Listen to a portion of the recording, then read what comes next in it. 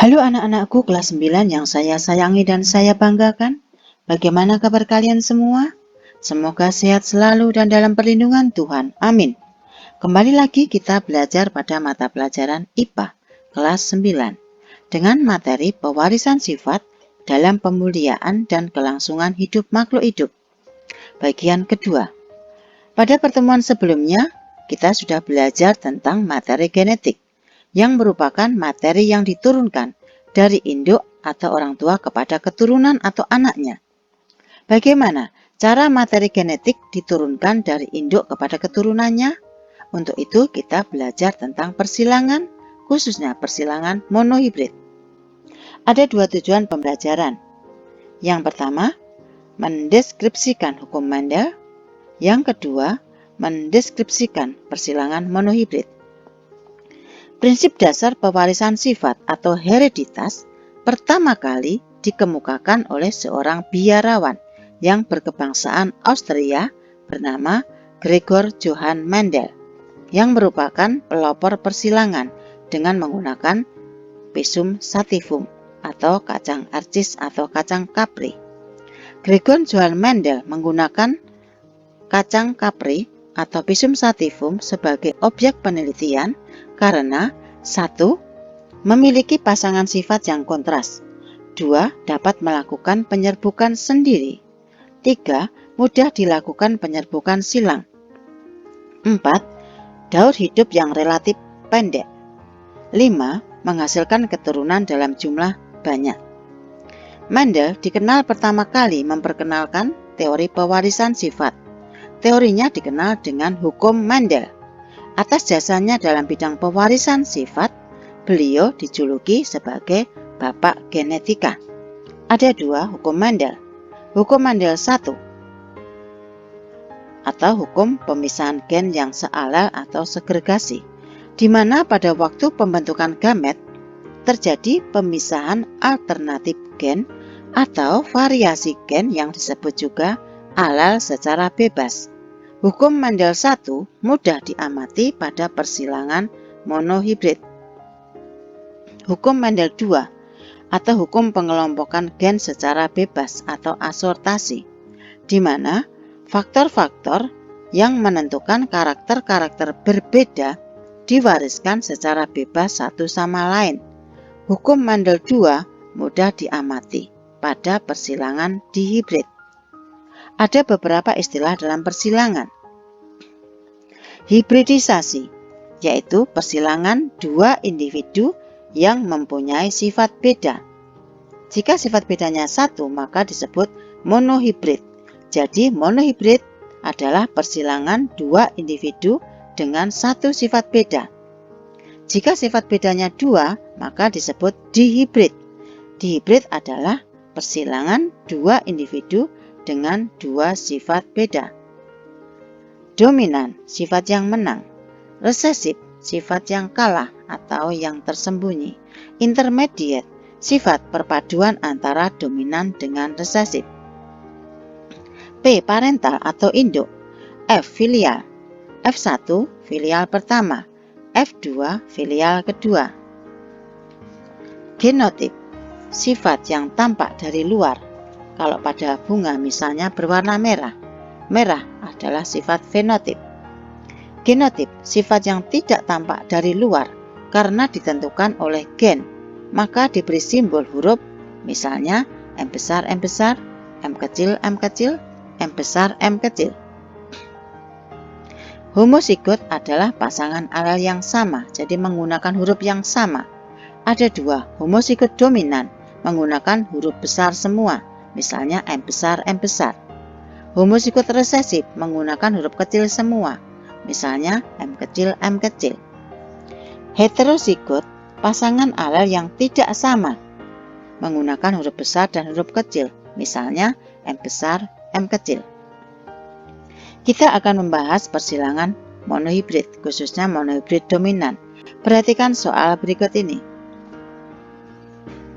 Bunga pukul 4 Mirabilis jalapa berwarna merah disilangkan dengan bunga pukul 4 berwarna putih. Merah bersifat dominan terhadap putih. Untuk menghasilkan F2 antar F1 disilangkan sesamanya dan menghasilkan 24 tanaman bunga pukul 4.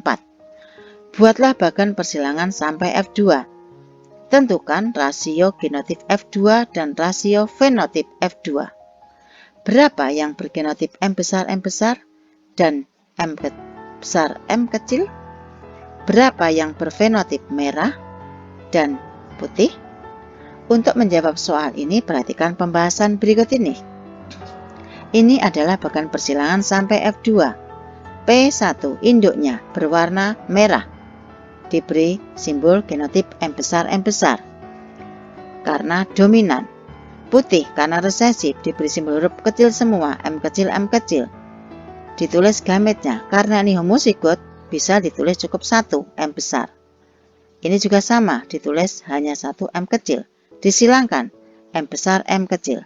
Karena merah tadi dominan, jadi kalau ada huruf M besar berarti merah F1 menghasilkan merah 100%. Untuk menghasilkan F2 maka sesama F1 disilangkan. Bunga merah M besar M kecil disilangkan dengan bunga merah M besar M kecil. Ditulis gametnya, karena heterozigot ditulis 2 M besar M kecil. Disilangkan dengan gamet yang sebelahnya. Jadi M besar M M kecil, lalu yang bawah M besar M kecil, atau dibuat tabel papan catur. Ditarik garis tegak dan lurus. Untuk nomor 1 M besar, nomor 2 M besar M kecil, nomor 3 M besar M kecil, nomor 4 M kecil. Sehingga diperoleh yang berwarna merah ada 3, yang putih 1. F2 diperoleh genotip M besar M M kecil ada 2, M kecil. Dan fenotipnya merah untuk M besar, merah juga untuk M besar M kecil, putih untuk M kecil. Bagaimana rasio genotip F2? Perhatikan hasil F2. Genotip di sini M besar jumlahnya 1, M besar M kecil jumlahnya 2, M kecil jumlahnya 1. Sehingga diperoleh perbandingan 1, 2, 1. Bagaimana rasio fenotip F2? Merah berjumlah 3, putih berjumlah 1, sehingga diperoleh perbandingan merah dibanding putih sama dengan 3 dibanding 1. Kita simpulkan dari rasio fenotip F2. Merah bersifat dominan ada 3, putih bersifat 1 yang merupakan resesif jumlahnya 1. Sehingga bisa disimpulkan demikian. Dominan dibanding resesif sama dengan 3 dibanding 1. Untuk menghasilkan F2 tadi sesama F1 disilangkan ada 24 tanaman. Berapa yang M besar? M besar jumlahnya 1, jadi 1/4 kali 24 sehingga dihasilkan 6. Berapa yang M besar M kecil? M besar M kecil tadi jumlahnya 2, jadi 2/4 kali 24 sehingga hasilnya 12. Berapa yang berwarna merah?